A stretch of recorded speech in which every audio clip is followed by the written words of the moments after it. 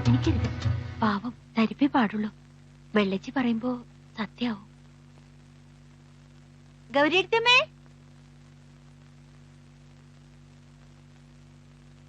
ഗൗരിയടുത്തമ്മേ, ദാ വരുന്നു. അയ്യോ ചോര. നന്ദാ, വല്യമ്മേ ഓടിവാ. ഗൗരിയടുത്തമ്മേ, നന്ദാ. എന്താ അവിടെ? വല്യമ്മേ. ഒന്നുമില്ല, ഒന്നും പറ്റിയില്ല. എന്ത് പറ്റി ഗൗരി? എന്ത് പറ്റി? ഒന്നുമില്ലെന്നേ. ഇവിടെ ആകെ എണ്ണ വീണിട്ടുണ്ടല്ലോ. ആരാ എണ്ണ പാത്രം തട്ടിയേ? എല്ല് പൊട്ടിയ തരിപ്പല്ലേ ഉണ്ടാവുള്ളൂ. ആ സത്തെ, എന്താ നീ വിചാരിക്കണേ? വേണ്ട വേണ്ടാന്ന് വിചാരിക്കുന്നവരും കുറുമ്പ് കൂടാ. വീണ് തല പൊട്ടിയിരുന്നെങ്കിലോ? മിണ്ടി പോരുത്. സാരല്ല നന്ദേട്ടാ, ഒന്നും പറ്റിയില്ലല്ലോ. പറ്റിയിരുന്നെങ്കിലോ? ആരാ സമാനം പറയാ? നീ സമാനം പറയോ? ആ അധിക പ്രസംഗി. നിനക്ക് ഇഷ്ടം പോലെ തട്ടാളെ ബന്ധം അവള്. ക്ഷമിക്കാന്ന് വെച്ചാൽ എത്ര ക്ഷമിക്ക? ലാളിച്ച് ലാളിച്ച് വഷളാക്കിന്ന് പേരും. ഇതിനൊക്കെ വളം വെച്ചിരുന്ന എന്നെ വേണം പറയാൻ. പിടിക്കുന്ന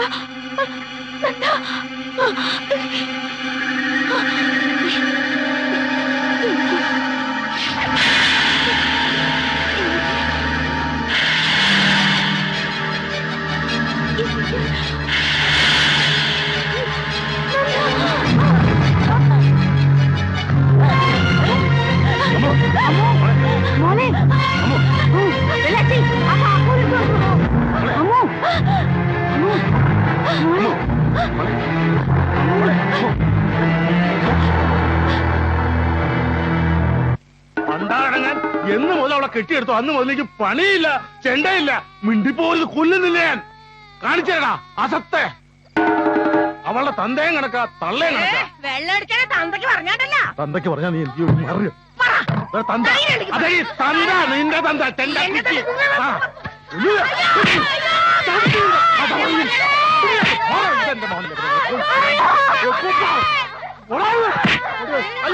എന്നെ കൊണ്ടേ ഇവരെല്ലാവരും.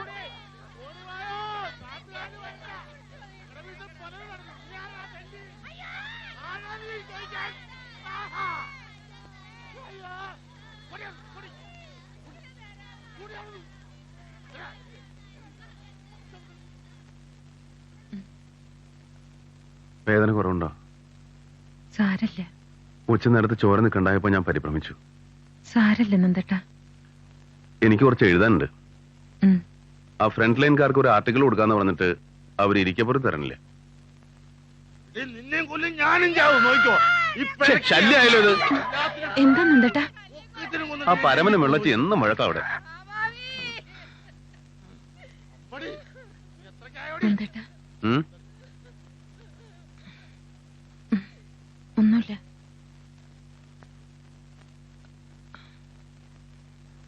നന്ദേട്ടാ, എന്താ?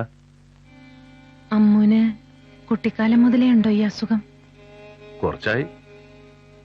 നോർമൽ അല്ലാന്ന് ആദ്യം കണ്ടപ്പോഴേ എനിക്ക് തോന്നി. നോർമൽസി കുഴപ്പമൊന്നുമില്ല. ആര് പറഞ്ഞു നോർമൽ അല്ലാന്ന്? അച്ഛനും വേണുവിനും അറിയോ ഇക്കാര്യം? അവരൊന്നും പറഞ്ഞില്ല എന്നോട്. പറയാൻ മാത്രമൊന്നുമില്ല. മരുന്ന് കഴിക്കുന്നുണ്ട്. 4 കൊല്ലം തുടർച്ചയായിട്ട് മരുന്ന് കഴിച്ചാൽ മാറുന്ന ഡോക്ടർ പറഞ്ഞിട്ടുണ്ട്. കുറെ കാലമായിട്ട് കുഴപ്പമൊന്നുമില്ല. ഇന്നെന്തോ ഞാൻ ദേഷ്യപ്പെട്ടുകൊണ്ടായിരിക്കും. മരുന്നിന് 2 മാസം കൂടെ കഴിച്ചാൽ മതി. വേണുവിനോടും അച്ഛനോടും പറയാതിരുന്നത് ശരിയായില്ല. മനഃപൂർവ്വമല്ല, ഒക്കെ മാറിയതല്ലെന്ന് വിചാരിച്ചു. അതിനുള്ള സന്ദർഭം ഉണ്ടായില്ല. നീ ഇപ്പൊ പറഞ്ഞിട്ട് എന്താ കാര്യം? നേരത്തെ പറയായിരുന്നു, പറയേണ്ടതായിരുന്നു. എന്റെ തെറ്റ് അല്ലേ? അതുകൊണ്ട് ഇപ്പൊ ഇവിടെ എന്തെങ്കിലും സംഭവിച്ചോ? സുഖമില്ലാത്ത കുട്ടിയെ തലയിൽ കെട്ടിവെച്ചു എന്ന് പറഞ്ഞാ ആരും ഒന്നും ആരുടെയും തല കെട്ടിവെച്ചിട്ടില്ല, വെക്കണമില്ല.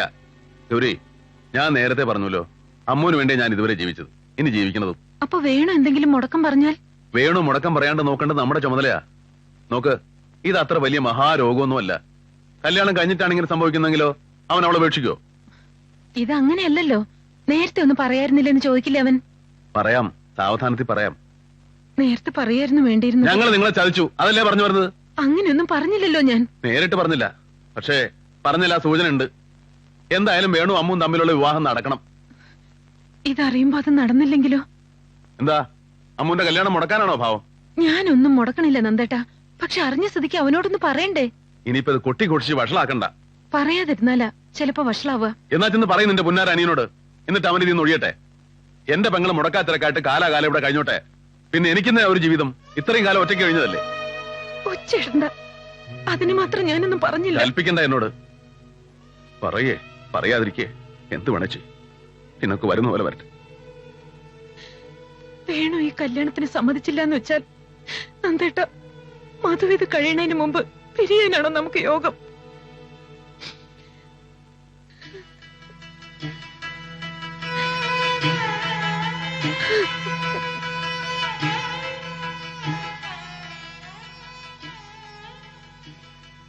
കേൾക്കാൻ വേണ്ടി മനഃപൂർവ്വം ഇതിലെ വന്നതല്ല. പക്ഷേ കേട്ടപ്പോ കേൾക്കണ്ടായിരുന്നില്ല തോന്നി. എന്താ തനിക്ക് പറ്റിയതെന്താ?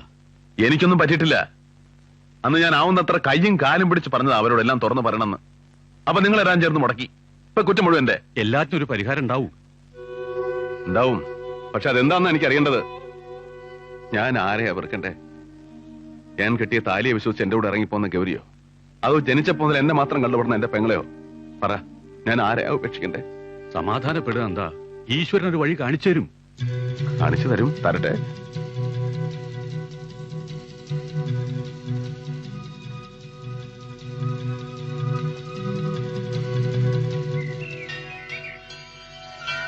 ഗന്ധർവന്മാരെ നന്ദസാറിന്റെ മുത്തച്ഛന്റെ അച്ഛന്റെ കാലത്താത്ര ഈ ഗന്ധർവനോട് കുടിയിരുത്തിയത്. താവണക്കാട്ടിലൊരു യക്ഷിയായിരുന്നു ഇദ്ദേഹത്തിന്റെ ഭാര്യ. അവക്ക് ഇദ്ദേഹത്തോട് ഒരു സ്നേഹം ഉണ്ടായിരുന്നില്ല. ആങ്ങളമാരോടായിരുന്നു സ്നേഹം. ഒരാൾക്കൊരാളെ എത്രയാ സ്നേഹിക്കാൻ കഴിയാന്നുള്ളതിന് ഒരു കണക്കുമില്ല. ഭാര്യയെ ഉപേക്ഷിച്ച ഗന്ധർവൻ തറവാട്ടൊരു സ്ത്രീയുടെ ദേഹത്ത് കയറിക്കൂടി. പരിസരം വിട്ട് എവിടെയും പോവില്ല എന്ന് പറഞ്ഞു. ഭാര്യ ഒഴിപ്പിച്ച് ഇവിടെ കുടിയിരുത്തി. എപ്പോഴും ദുഃഖത്തിലാ ഗന്ധർവൻ. ഭാര്യ ഉപേക്ഷിച്ചതിന് ദുഃഖം. കേമായിരുന്നില്ലേ വെള്ളച്ചിന്നലെ? പുതിയ എല്ല് വല്ലതും പൊട്ടിയോ? അമ്മുക്കുട്ടിയുടെ എന്ത് പറഞ്ഞാലും കുഴപ്പാ അല്ലേ ഗൗരിക്കുട്ടി? പരമന്റെ 2 തല്ല് എന്നും കൊണ്ടില്ലെങ്കിലേ ഒരു സുഖമില്ല. മുറിവുണക്കം വെച്ച ഗൗരിയടുത്തമ്മേ? അതൊക്കെ എപ്പോഴേ പോയി. ഗൗരിയടുത്തമ്മ ഇന്ന് നിങ്ങളുടെ അവിടേക്ക് വിരുന്നിന് പോവല്ലേ? എന്താ ഒരു മൂഡ് ഓഫ്? ഇവിടുന്ന് വിട്ടുപോകാനുള്ള വിഷമോ? ഇവിടെ അത്രയ്ക്ക് ഇഷ്ടായോ? കൈ പൊട്ടുന്ന വെള്ളച്ച് വിചാരിച്ചത്, പൊട്ടിയത് നെറ്റി. പാവം. പിന്നെ എനിക്ക് സങ്കടായിട്ടോ.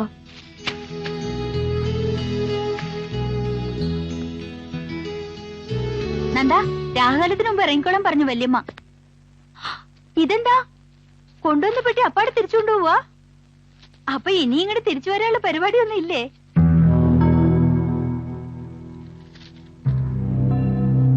ഓ, എന്തൊരു കന! 6 മുടിയുടെ കന മുടിയാറായി എന്നാ നമ്പൂരി പറയാ. ഒന്നുമില്ല, ഇതൊരു കഥകളിക്കഥയാ. വേണ്ട, വേഗം എത്തണം കേട്ടോ.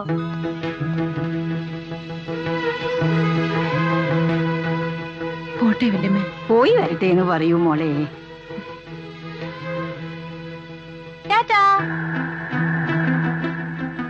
എനിക്ക് വരാൻ പാടില്ലല്ലോ, അല്ലെങ്കിൽ ഞാനും വന്നേനെ. എന്താ ഗൗരിയടുത്തമ്മേ കരയണേ? ഒന്നുമില്ല.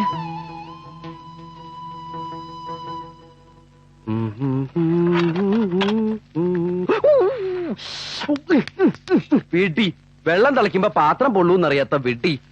ഇതും കൂടി അറിയില്ലേ പിന്നെ നീ എങ്ങനെയാ ഒരു കുടുംബം പുലർത്താൻ പോണത്? എന്താ കൈ പൊള്ളിയതാ. ഇങ്ങടുത്താ, ഞാൻ ഉണ്ടാക്കാം. നീ ഉമ്മർത്ത് പോയിരിക്കെ. നന്ദേട്ട ഒറ്റയ്ക്ക് അവിടെ. ചൂടുണ്ട് ചൂടുണ്ട് ചൂടുണ്ട്. അതെനിക്കറിയില്ലേ. ആ, ഇവിടെ ഇപ്പൊ ഞങ്ങക്ക് ഇത് ശീലോ. രാവിലത്തെ ബ്രേക്ക്ഫാസ്റ്റ് അച്ഛന്റെ വക, ഉച്ചക്കത്തെ ഊണ് എന്റെ ഊഴം, രാത്രിയിൽ എന്റെ 2ാം ഊഴം. ചമ്മന്തി, കഞ്ഞി, ചുട്ട പപ്പടം. എന്തിനു പറയണ്, ഇവരുടെ അടുത്തേക്ക് അറിയോ, ഞങ്ങളുടെ വയറിനൊക്കെ ഇപ്പൊ ബെസ്റ്റ് ടൈമാ. ഒരു സിംഗിൾ ഓംലേറ്റ് കഴിച്ച ഡബിൾ ആയിട്ട് പോവും. എന്ത് സുഖ. എന്താ ഒരു ഗൗരവം? ഗൗരവോ? എന്ത് ഗൗരവം? ഗൗരവൊന്നുമില്ല. യാത്രയൊക്കെ കഴിഞ്ഞ് വന്നതല്ലേ. നന്ദേട്ടന് വിശക്കുണ്ടാവും. ഞാൻ വിളിക്കാം.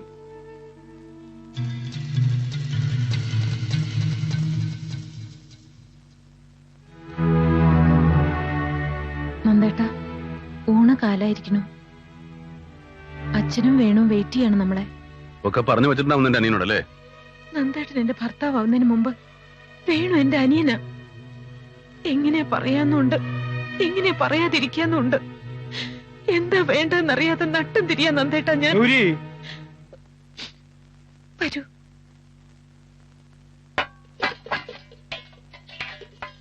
എന്റെ പ്രിപ്പറേഷനാ, എങ്ങനെയുണ്ടെന്ന് നോക്ക്. ഗൗരിയും കൂടി ഇരിക്കൂ. നിങ്ങളുടെയൊക്കെ കഴിയട്ടെ. മോഡേൺ പെയിന്റിങ്സിനെ കുറിച്ച് നന്ദേട്ടൻ എഴുതിയ ആർട്ടിക്കിൾ ഞാൻ വായിച്ചു. മനോഹരായിരുന്നു. രവിവർമ്മയുടെ കളർ സെൻസിനെ കുറിച്ച് അറിയാത്തവരാ ഇവിടെ വെസ്റ്റേൺ പെയിന്റിങ്സിനെ കുറിച്ച് ഘോരം പ്രസംഗിക്കുന്നത്. ഡാലിയും റംബ്രാൻഡും വാൻഗോഗും ഒക്കെ ഇവർക്ക് മന്ത്രം പോലെയാ. അതിനപ്പുറത്തുള്ളവരെ കുറിച്ച് ഒന്നും അറിയില്ല. നിങ്ങൾ ഇങ്ങനെ ചോറിന്റെ മുമ്പിൽ സംസാരിച്ചിരുന്നാലോ? ഊണ് കഴിക്കേ. പ്രൊഫസർക്ക് ഇനി 2 മാസം കൂടി ഉള്ളൂ. അത് കഴിഞ്ഞാൽ പിന്നെ എനിക്ക് ജോയിൻ ചെയ്യാം. ഒരു ജോലി അത്ര വലിയ പ്രശ്നമൊന്നുമില്ല. അന്നേ ഞാൻ പറഞ്ഞല്ലേ. ഈ ജോലിയും അത്ര പ്രശ്നമൊന്നുമല്ല. 2 മാസം വെയിറ്റ് ചെയ്താൽ മതി. ആ ഗൗരി എടുത്തി പുഷ്പെടുത്തി കണ്ടിരുന്നു ഇന്നാള്. ഭയങ്കര പരിഭവത്തിലാ, കത്ത് എഴുതിയില്ലെന്നും പറഞ്ഞ്. നന്ദേട്ടാ, പുഷ്പേച്ചിയും ഇയാളും കൂടി ഒരു പണി ഒപ്പിച്ചു. പണ്ടാ പറയട്ടെ നന്ദേട്ടനോട്.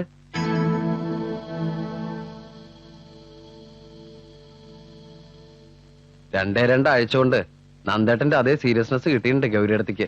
ഇതെങ്ങനെ ഒപ്പിച്ചെടുത്തു?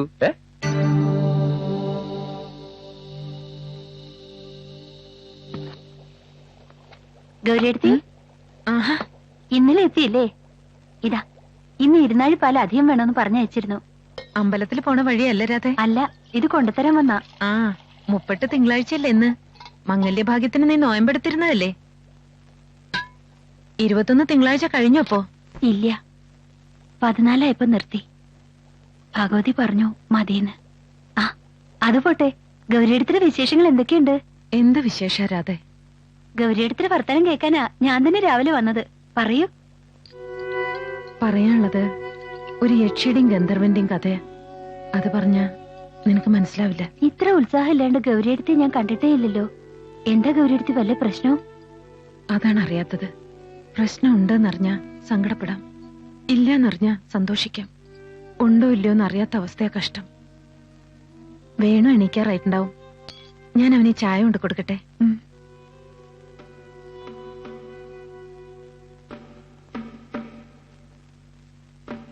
വേണു, വേണു, എണീക്ക്. ദാ ചായ.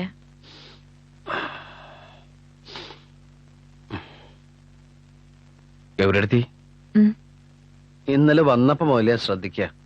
ഗൗരിയെടുത്തി ആകെ മാറിയിട്ടുണ്ട്. ചോദിക്കാതിരിക്കാൻ പറ്റണില്ല. നിങ്ങൾ തമ്മിൽ എന്താ ഉണ്ടായത്? ഒന്നുമില്ല. അങ്ങനെ ഒന്നുമില്ല എന്ന് പറഞ്ഞ് ഒഴിയാൻ നോക്കണ്ട. ഈ കണ്ണും മുഖം കണ്ടാൽ എനിക്ക് അറിഞ്ഞൂടെ? എന്തുണ്ടെങ്കിലും എന്നോട് പറയാറുള്ളതല്ലേ ഗൗരിയെടുത്തി?